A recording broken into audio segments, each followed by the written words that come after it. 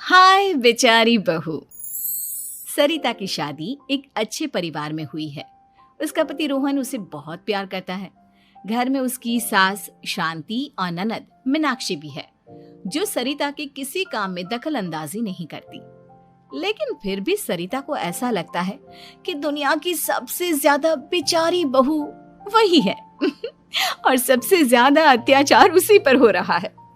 माँ जी, ये लीजिए आपकी चाय। अरे बहू, तूने इतनी ज्यादा चीनी क्यों डाल दी चाय में?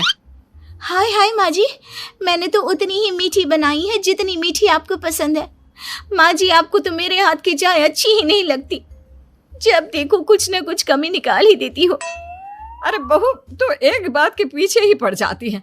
मैंने ऐसा कब कहा कि तू रोज चाय खराब बनाती है? सरिता अपने कमरे में चली जाती है और फोन उठाकर अपनी माँ से बात करती है।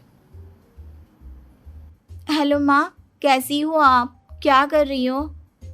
मैं तो ठीक हूँ, पर तू बता, तेरा मूड कैसा है?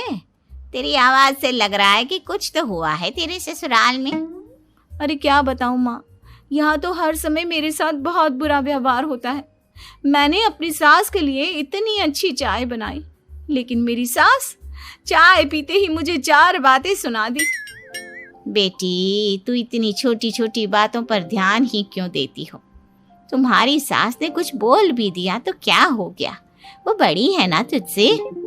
माँ ने इतना समझाया, लेकिन इस बात का सरिता पर कोई असर नहीं हुआ। अपनी बेचारी बहू की छवि वो बदलना ही नहीं चाहती। अगली सुबह सब नाश्ते की टेबल पर बैठकर नाश्ता कर रहे थे। तभी सरिता ने अपने पति से कहा, सुनिए जी, मुझे ना आज बाजार से कुछ सामान लेकर आना है। आज आप ऑफिस से आने के बाद मुझे लेकर चलना ना। भाभी, मुझे भी कुछ किताबें खरीदनी है। आप दोनों जा ही रहे हो तो मेरी किताबें भी ले आना। लो, अभी तो बात ही की है बाजार जाने की, तो एक फरमाइश आ गई। माँ जी, आप भी बता दो कुछ, और हाँ, मोहल्ले वालों से भी बोल दो अगर वो कुछ मंगवाना चाहते हो तो। बेचारी मीनाक्षी अपना सा मुंह लेकर रह गई। ये सब देखकर रोहन से चुप नहीं रह गया और वो गुस्से में बोला, सरिता, क्या हो गया है तुम्हें? मीनाक्षी ने तो सिर्फ किताबों के लिए बोला है। तुम्हें मीनाक्षी से इस तरह से बात नहीं करनी चाहिए। माफी मांगो उससे अभी। क्या? मैं माफी मांगू? दिन भर आपके घर के काम करूं मैं, आपकी और आपके घर वालों की बातें सुनूं मैं, और अब माफी भी मैं मांगू? ऐसा कभी नहीं हो सकता। ये बोलकर सरिता वहां से चली जाती है। एक दिन उनकी पड़ोसन घर आती है। अरे सरिता, क्या कर रही है? और क्या करूंगी भाभी जी, बस घर का काम ही कर रही हूँ। आप बताओ कैसे आना हुआ? अरे मैं तो तुम्हारा हालचाल पूछने आई थी, लेकिन तुम तो बिजी लग रही हो। कोई बात नहीं, मैं बाद में आ जाऊंगी। और क्या करूं भाभी जी, जब से शादी होकर आई हूँ ना, बस काम ही कर रही हूँ। और इस घर में ना कोई मेरी कदर नहीं करता। पति है जो बस घर से ऑफिस, ऑफिस से घर। ननद को तो कॉलेज से फुर्सत नहीं। बची सास तो उनका सारा समय मेरी गलतियां निकालने में लग जाता है। अरे ये क्या कह रही हो सरिता? तुम्हारी सास तो पूरे मोहल्ले में तुम्हारी तारीफ करती फिरती है कि तुम बहुत अच्छी हो, पूरा घर तुम्ही ने संभाल रखा है। हाँ तो क्या हुआ, इसमें गलत क्या कहती है? सच्ची तो कहती है। मेरी मर्जी के बिना इस घर का पत्ता भी नहीं हिलता। शाम को जब रोहन घर आया तो उसने सबसे कहा, कल हम सबको मौसी जी के घर जाना है। उनकी बेटी की शादी है। सब अपनी अपनी पैकिंग कर लो, सुबह होते ही निकल जाएंगे। और सरिता, तुम कान खोलकर सुन लो, वहां जाकर किसी की बुराई भलाई शुरू मत कर देना, नहीं तो मुझसे बुरा कोई नहीं होगा।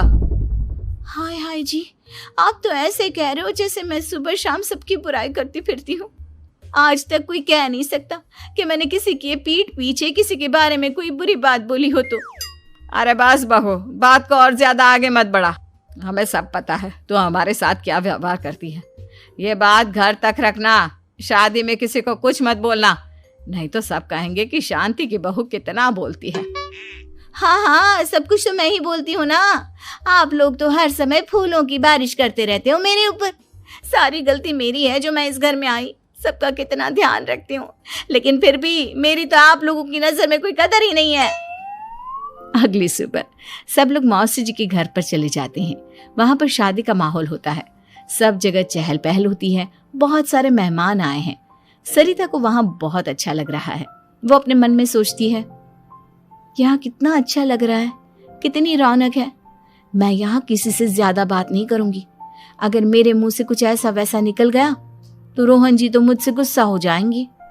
सरिता ये सब सोच ही रही थी कि वहां रोहन की कजिन साक्षी आ गई और सरिता से बोली, आप सरिता भाभी हो ना? जितना आपके बारे में सुना था, आप तो उससे भी ज्यादा सुंदर हो। हाँ वो तो है, मेरी सुंदरता की तारीफ सब करते हैं। मेरे मायके में तो सब यही बोलते हैं कि रोहन जी की किस्मत बहुत अच्छी है जिन्हें मैं मिली। लेकिन आप कौन है? मैंने आपको पहचाना नहीं।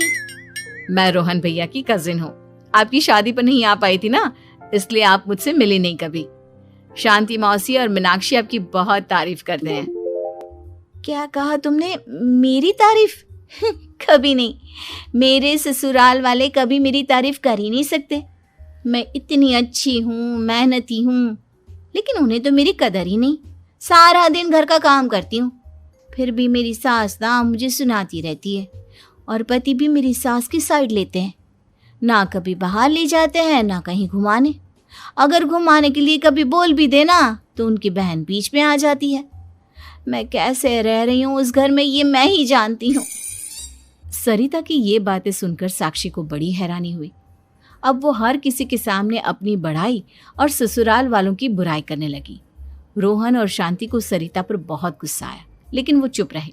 अगले दिन जब वो अपने घर पर आए, सरिता, तुमने क्यों सबके सामने मेरी इज्जत का तमाशा बनाया? तुमसे बोला था ना कि चुप रहना। अजी ऐसा भी क्या कह दिया मैंने जो इतना भड़क रहे हो? तुम जहां जाती हो अपना रोना शुरू कर देती हो, कभी किसी दूसरे की बात ही नहीं सुनती, बस अपनी कहती रहती हो। तुमने सबके सामने हमारा तमाशा बनाकर रख दिया है। हे भगवान, मुझे अपने पास बुला ले। जिस घर में मेरी कदर ही नहीं, उस घर में मेरा क्या काम? अरे क्या करूंगी मैं यहाँ रहकर? जो भी आता है मुझे सुनाकर चला जाता है। मैं तो किसी से कुछ नहीं कहती। सीधी सादी बहू मिल गई है ना सबको, तो जो जी में आए वो करो। सरिता ने अपने आगे किसी को कुछ बोलने ही नहीं दिया, और उस दिन भी उसने सबके सामने खुद को बेचारी बना ही दिया। अगले दिन मीनाक्षी कॉलेज के लिए लेट हो रही थी, इसलिए वो हर काम जल्दी जल्दी कर रही थी। अपना नाश्ता लेने किचन में गई और पतीले में रखे गरम दूध को गिलास में डालने लगी। दूध का पतीला उसके हाथ से छूट गया और गरम गरम दूध उसके हाथ पर गिर गया। ओए माँ, हाय मेरा हाथ, माँ मेरा हाथ जल गया। मीनाक्षी की आवाज सुनकर सरिता दौड़ती हुई आई। ये क्या किया तुमने? तुम्हें नाश्ता चाहिए था तो मुझसे बोल देती, मैं क्या मना कर देती? अब पता नहीं कितने दिन की मुसीबत पाल ली तुमने। सरिता मीनाक्षी को उसके कमरे में ले गई और उसका बहुत ख्याल रखा। उसका इस तरह से ख्याल रखना शांति और रोहन को थोड़ा अजीब लगा। माँ, सरिता के दिमाग का भी कुछ पता नहीं। कल शादी में सबको इतना कुछ बोल कर आई है हमारे बारे में, और अब मीनाक्षी की कितनी अच्छी देखभाल कर रही है। ये ऐसा क्यों करती है? बेटा, तेरी बीवी की ना आदत हो गई है सबके सामने खुद को बेचारी दिखाने की, और आदत इतनी जल्दी नहीं बदलती। जब ये बोलना शुरू करती है तो रुकने का नाम ही नहीं लेती, इसलिए इसे पता ही नहीं चलता कि ये किसके सामने क्या बोली जा रही है। लेकिन दिल की बहुत अच्छी है। हमें भी अपना दिल बड़ा करके ये जैसी है इसे स्वीकार करना चाहिए।